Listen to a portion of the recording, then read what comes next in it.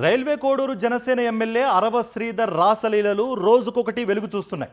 ప్రభుత్వ ఉద్యోగి అయిన మహిళను లైంగికంగా వేధించారని ఇప్పటికే పీకల్లోతు ఆరోపణలు కూరుకుపోయారు ఆయన.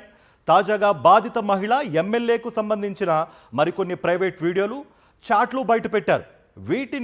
వీటిని బట్టి ఆయన మరికొంతమంది మహిళలకు వల వేసేందుకు యత్నించినట్లుగా తెలుస్తోంది. బెంగళూరులో చదువుకుంటున్న ఓ అమ్మాయి శ్రీధర్ ఎమ్మెల్యే కాగానే శుభాకాంక్షలు చెబుతూ ఓ మెసేజ్ పెట్టింది. అంతే, ఆమెకు అరవ శ్రీధర్ వరుసగా మెసేజ్లు చేస్తూనే ఉన్నారు.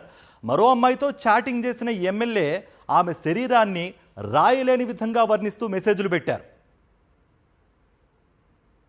మరో వివాహితను కూడా ట్రాప్లో పడేయాలని చూశారు ఎమ్మెల్యే అరవ శ్రీధర్. చిన్ననాటి స్నేహితుణ్ణి అంటూ ఆమెకు లోబర్చుకునేందుకు శతవిధాలా ప్రయత్నించారు. ఏకాంతంగా గడిపేందుకు రావాల్సిందిగా మెసేజ్ల రూపంలో అడిగారు. దానికి ఆమె నిరాకరించారు.